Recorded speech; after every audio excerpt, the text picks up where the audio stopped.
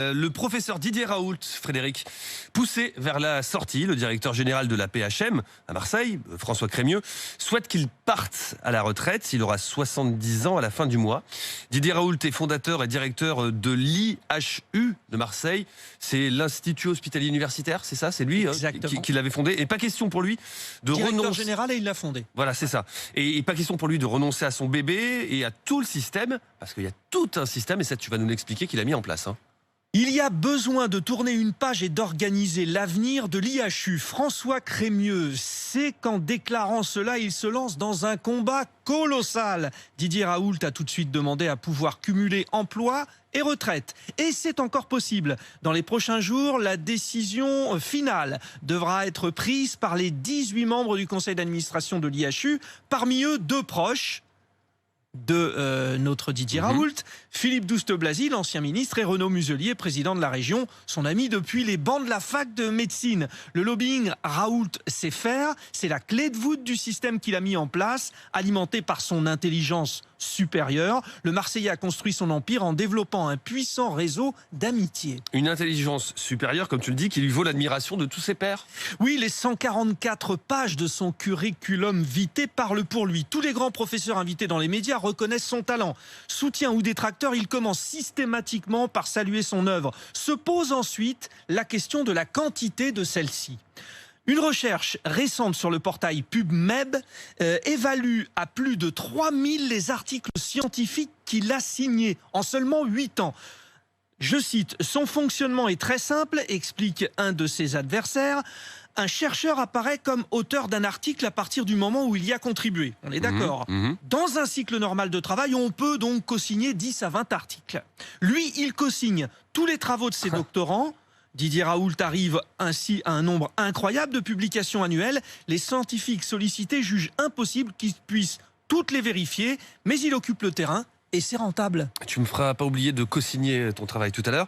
Et il gagne beaucoup d'argent en co-signant. Et il faut savoir que la dotation annuelle attribuée à chaque CHU dépend des publications de ses chercheurs et praticiens. Vous comprenez l'enjeu de publier à outrance. Didier Raoult et ses équipes rapportent au moins 11 millions d'euros par an à la PHM. Enfin, 12 des 20 revues dans lesquelles Didier Raoult publie le plus sont liées à certains de ses collaborateurs qui officient comme éditeurs ou rédacteurs en chef. Cette hyperactivité est lucrative et stratégique. Didier Raoult a créé un écosystème quasi parfait. Et sa popularité, elle a véritablement explosé à l'occasion de la crise sanitaire. Le Covid l'a propulsé dans les médias et dans le quotidien du grand public. Quand les Marseillais le croisent dans la rue, ils l'acclament. Les médias se battent pour obtenir une interview qu'il accorde d'ailleurs au compte-gouttes en fonction de l'exposition et de la renommée du journaliste en face de lui. Il manie avec talent la polémique. Son objectif, faire trembler l'establishment en utilisant sa chaîne YouTube. Il produit fréquemment des vidéos d'autopromo. Son équipe est d'une fidélité sans faille et monte au front pour lui.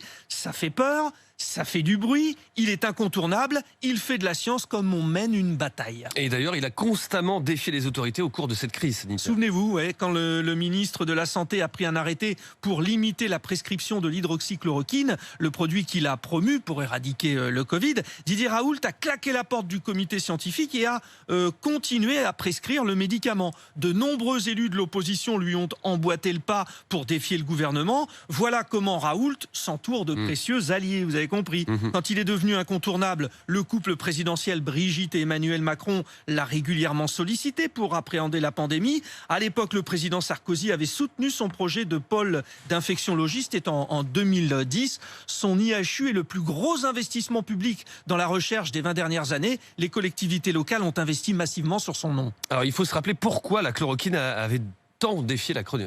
Oui, précisément l'hydroxychloroquine. Oui. En fait, des politiques, des comédiens, des humoristes et des chefs d'entreprise, entre autres, ont été soignés par ce produit. Ils ont relayé un peu partout l'amélioration de leur santé quand c'était le cas, et en y associant logiquement son incarnation, le professeur Raoult. Du coup, par exemple, l'homme d'affaires Bernard Arnault lui déclare « J'ai beaucoup d'admiration pour vous, j'ai des amis à Marseille qui ont pris de l'hydroxychloroquine et qui m'en ont dit le plus grand bien. Comment puis-je vous aider ?» lui dit Bernard Arnault.